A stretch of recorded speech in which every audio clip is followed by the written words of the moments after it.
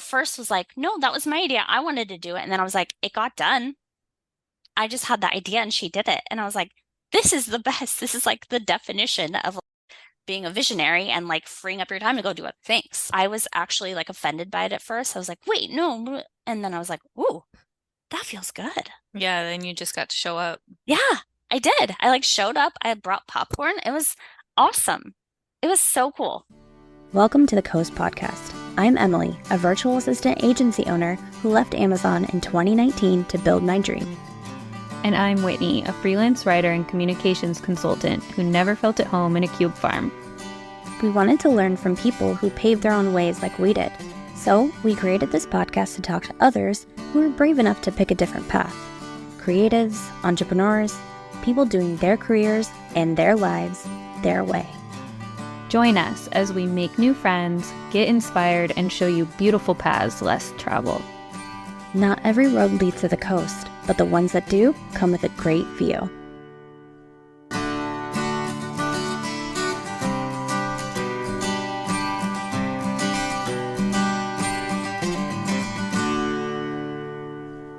I'm just going to hit record now. Recording in progress. We were just talking about guacamole. Yes. We had guacamole together the other day, and it was really good. It was very good. It had like Mexican street corn in it or Yeah. something. It was very good. And I get all in my head about trying to say Spanish things, even at US restaurants. I just like point, like Eliote. I don't know how to pronounce it. I don't want to Elote. see here I am. I don't want to sound like a Elote. dumbass. I don't know. I know, but that's like why we get in our heads about if we didn't worry about sounding like a dumbass, we could do so many big things with our lives. Yeah. Like in general. Yeah. I don't know that mine involves speaking more Spanish, but I hear you. Oh, not Spanish, just in general. But yeah. So I don't really have that problem generally outside of like I've gotten weird about the Spanish, and they're always so kind to me about it anyway. So they allow me to just point and then they tell me how to pronounce it, which is helpful. Whereas, in European countries like France, that's probably where I got the I don't speak. Even if I know your language, I don't speak it to you because you're mean to me about it, which was happened to me in France. They're very mean to you. that's unfortunate. I have a French minor too. Do you? I didn't know that. Yes. That's funny. I was like so intellectual. Let me get a French minor because it's a Latin-based language and it helps me with my literature. I like it. Yeah. But today we are talking about tacos, and I told Emilie she is talking about tacos today because every like memorable company has some kind of signature acronym. So you are on your way to being legendary. You already are legendary in some ways. We are getting more platform and visibility behind your legendariness. The thing And is, I didn't come up with this though, but I don't know where I got it. So that's the thing. I would like to give credit where credit's due, but I do not know. well, you added your own guac on top. I consume a lot of information all the time, and it's something that I like, something that I teach to all of my clients, something I teach to all business owners that I work with. And if you've seen my signature talk, which is do what you love, delegate the rest, you have learned about the TACO method. So today in this mini episode of The Coast, I'm going to dive into that and teach everyone listening TACO method, which is just ways to break down your to-do list and decide what to do with each item. So I guess we can get into it. Let's do it. Okay, so if you're anything like me, you have a to-do list at all times. So I used to be a to-do lister on pen and paper. Billy and I share that in common. We have lists of paper all around the house. Same. But I've never been one to use like a project management software because it's just like one more thing I have to update and keep track of. So I'm a huge fan of the to-do list in the inbox, and I know a lot of people hate that. But for me, it's just like simplifying what I'm already doing every day. So I'm already in my Gmail inbox every single day. Why would I then Although now, I will say there are a lot of like, you could Zapier integration, like your email to Asana. That's totally like you can do that with a click of a button these days, which is great. But I choose to do it in my inbox. So if you also choose to do it in your inbox, the first thing I do before I get into tacos is which I will explain in a second. But the first thing I do is I status label everything. I like right now I'm looking in my inbox and I have labels for literally everything. She So did this for the Coast email too. And did you create the labels or yeah, are these Gmail's no, labels? Gmail has some like labels. I think Gmail has like a travel label, but I have just like everything labeled inside of sub labels. So like I have sales and then I have clients and I have potential clients and current clients and past clients. So like and then for the Coast, I have the Coast and then under that I have Coast podcasts and Coast events. So I have all these labels in regards to subject matter. And then I also have 3 status labels. So my status labels are to do, which means I have to take an action on those, or an action needs to be taken on those. I'll say it that way. I have pending information, which means I've done my part. I'm waiting on you. So if it was a to do and then I volleyed it back to you, okay, Emilie and Whitney need to get together on these times. I'm giving you my availability. Here's my availability, blah, blah, blah, blah, blah. I've done my part. I volley it back to you to do your part. I label it pending information. And then I have completed. Completed just means it's done. I label it with completed and I label it with the subject information so I can look back and reference it later. I also have a reference label, and that's things like logins or like special things like, although don't hack my email and look in reference tabs, anybody.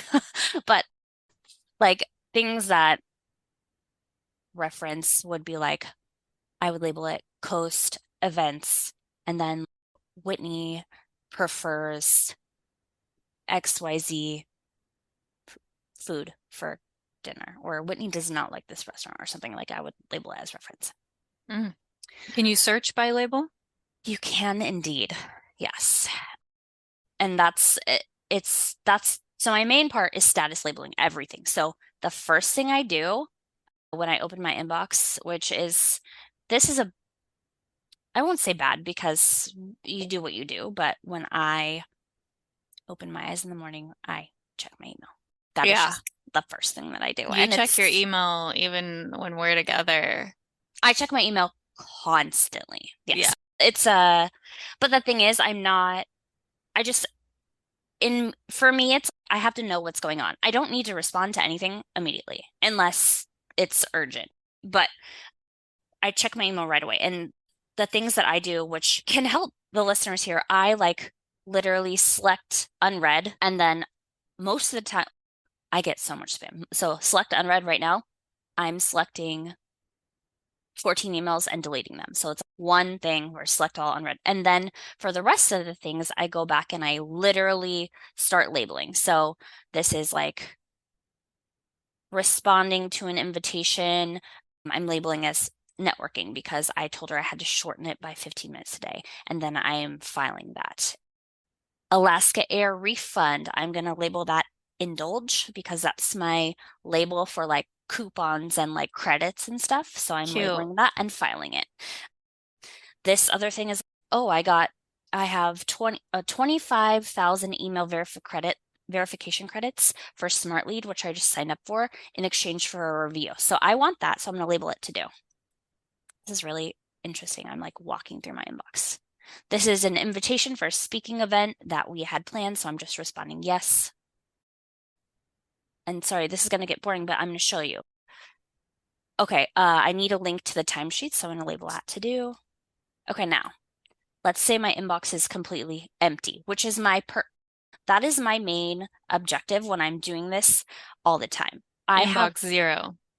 inbox zero, and that doesn't mean everything is done for the day. That means I'm not looking at chaos because for me, looking at that makes me very anxious, right? Mm-hmm. So if I have everything filed, and then when I'm in a flow state, and I think I've learned this and it's helped change everything that I do. So my career is in executive assistants, right? I was an executive assistant, and kind of the nature of that role is like you're putting out fires all the time. Like when you jump when people say jump, or you feel like you have to.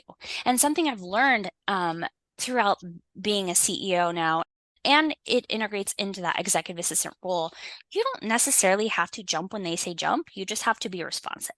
So if they say, hey, can you get this email calendared for me? Just send them a quick, yep, on my to-do list. Literally add it your to-do list. And then when you're feeling more in flow, like you have a block in your calendar, a get shit done block or whatever you call it, you open up your to-do list. So right now, I have 70 things on my to-do list right now. I live by my calendar.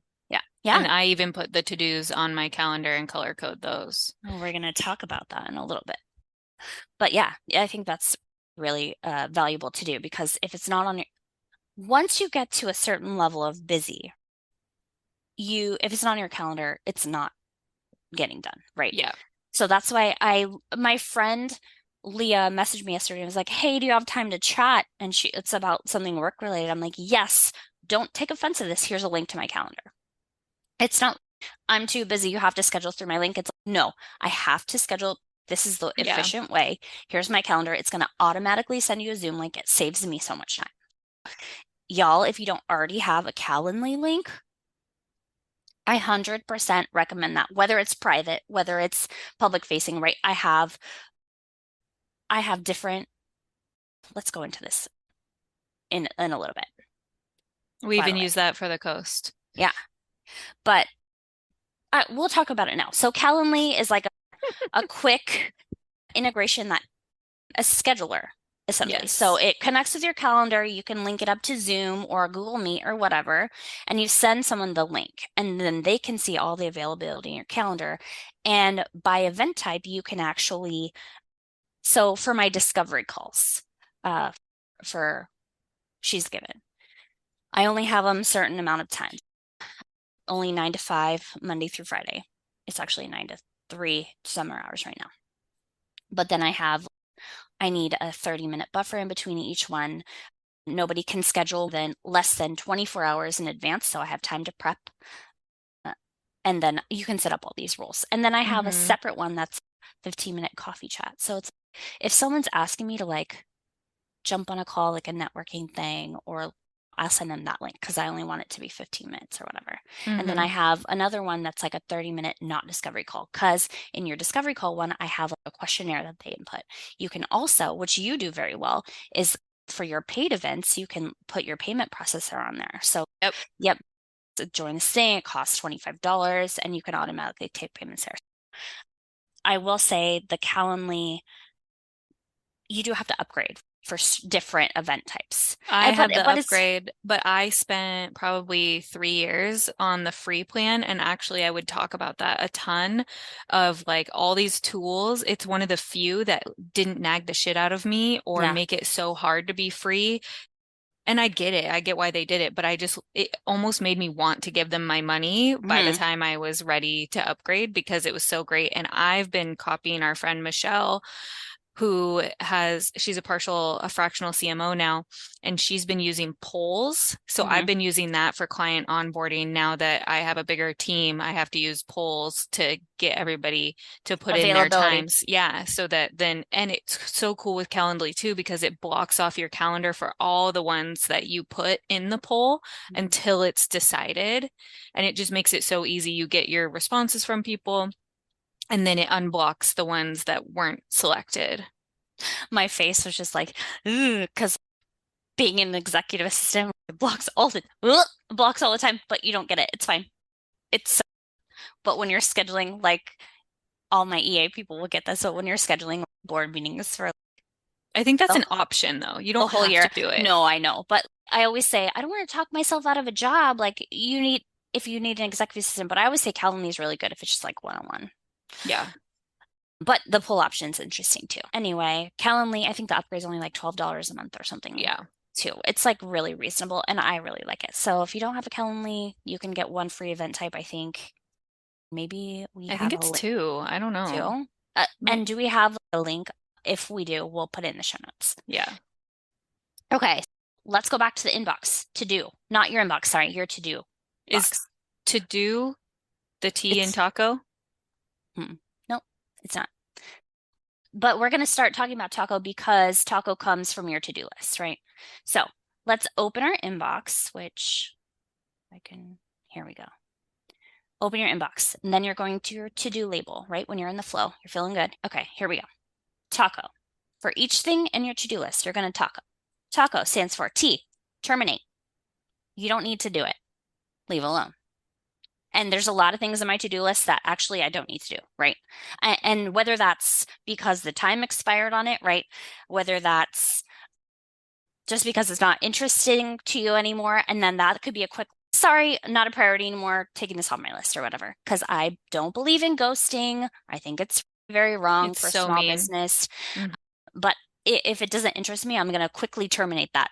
Hey, actually, not a priority, right? Or whatever. So like for this, Ink Power Partner Awards, like deadline extended. I was thinking about doing it. I'm not going to do it anymore. So I'm just going to take that off my to-do list. Just remove it. Terminated. Terminated. Terminated. A is automate. So what things in your inbox can be automated? So you might have to do it manually one time, but then it's going to save you time in the future. So for me, this like link to the timesheet, I've already automated this, but I have to fix the process so it gets sent out every time, right? So fix my onboarding process. So there's a link to the timesheet inside of their client portal, and they lost it. So they just need a better way to be able to find that link in the future. I'm going to automate that process in the now and maybe eventually delegate that to somebody else, but that's a different. So A is automate. So things like, for example, I used to not have a client onboarding email. So we sign a new client, it would be on my to-do list to send them an email. I'm typing out the email. The automate to that A step is to create a template that you can just save to your Gmail. And so like next time you have to do that, it's quickly you pull it up and it's automated, right? So terminate, automate. C is consolidate. So that's like putting like tasks on your calendar in a big chunk. So it's like client onboarding. That's another label that you can use. So like this new client, I'm sending a link, I can add an onboarding label. So then I want to go in my to-do list and see all the things that are labeled onboarding, or you can just click that label onboarding and see what needs to be done. And then you create a event on your calendar that's like client onboarding to do. So you're consolidating like tasks because there's something called switching cost, which is when your brain has to go in between different types of things. Let's say client to sales to coming up with a new graphic for your marketing, right? You're bouncing between all these different things. And it actually takes, I think they said like 15 minutes for your brain to like reset and get into a new mode when you're doing that. It's really good to put like-minded tasks together. And some people even break this up into, okay, I'm doing onboarding tasks on Monday. I'm doing sales calls on Thursdays, right? I'm doing marketing on Wednesdays. So you don't have that switching cost, but I think it's very helpful and it makes you more efficient to do that consolidation. And the last thing is outsource. So that's like delegate to somebody else, whether that's hiring a VA, whether that's putting this to the marketing person in your internal team. So anything on your to-do list that has to be done, but you personally don't have to do, you can outsource. And that's what I always tell my clients. Are like, I don't really know what I want to delegate. And I say, go to your to-do list, literally go down. And I try to teach them about the TACO method. Anything that needs to be outsourced or anything that needs to be done that you don't have to do, you can outsource it. So link to the timesheet. I can send this to my VA to be done. Write a review for this 25,000 email verification credit. I don't have to do that. I can outsource that. Review a contract. I have to do that. So like that can be done by a member of my team. Payroll, that can be outsourced. Signing EJ up for the fall play of Willy Wonka, that can be outsourced. Like I can ask my VA to do that. So updating the spreadsheet, I can outsource. Responding to this very personal client email where there was a conflict, I have to do that. So you're just reviewing each thing, terminate, automate, consolidate, and then outsource. And then anything left, you can do. But I expect to be left out of these 70 things, I expect to be left with about 10 things that I have to do. Like this is Reese's Book Club. I have a link that I wanted to go download all those things into my Libby account. That can be outsourced. So it just, that's my rule of thumb. Your to-do list, anything that has to be done that you don't personally have to do can be outsourced, terminated, automated, consolidated, TACO it. And as a client, I can attest to the fact that probably the experience of a lot of people who start with you, if they haven't really delegated before, is it gets easier and easier. You start with one thing and then you're like, wait, you check in with yourself of that. Like the Libby thing, I would think of that now. I would not have thought of that when I first started delegating. And it just becomes a little bit of a muscle where you're It's totally a muscle. And it's also, I don't know, some of the thing, delegation can be hard because you're like, do I really want to spend money on delegating that to somebody else? But yeah, yes, you do. Like your time is so much better use, like doing these visionary things. And I had this moment actually last weekend where I texted my neighbor, like I was like scrolling on Pinterest and I saw this like cool outdoor movie night thing. And I was like, I have this vision of doing this outdoor movie night for this kids. And she goes, or the neighborhood kids. And she's like, how about this weekend? And she got the projector, she got the screen, she group texted the people. And at first I was like, wait, that was my idea. And then I was like, oh, that was my idea and you did it all. Like that is being a visionary. You know what I mean? Like I at first was like, no, that was my idea. I wanted to do it. And then I was like, it got done. I just had the idea and she did it. And I was like, this is the best. This is like the definition of being a visionary and like freeing up your time to go do other things. That's a silly example, but I was actually like offended by it at first. I was like, wait, no. And then I was like, ooh, that feels good. Yeah, then you just got to show up. Yeah, I did. I like showed up. I brought popcorn. It was awesome. It was so cool. But just things like that, like in your everyday life, you don't have to keep your to-do list for just business things. Like do you ever email yourself? Oh, yeah. Oh, yeah. So like I have this email says family health shit plus dogs. Not dog shit, family health shit. So Billy's med refills pick up Monday after 2 p.m. I have to do that, right? Follow up with dog daycare dates for boarding already done. Pending boarding, cancel vet done. Billy PT question. Ask Mayo Clinic to cancel order for angio. Follow up with Swedish. Like all these things. So like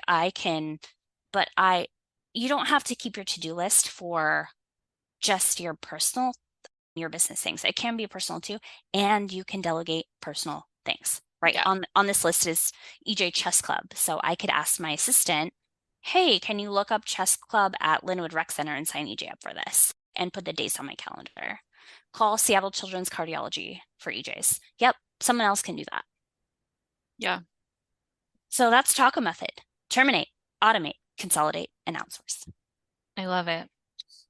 Yeah, these hot tips are going to help a lot of people, and I'm so glad that you shared them and that we can have a little mini episode about it. So let us know too on Instagram when we post the stories or the little carousel about this.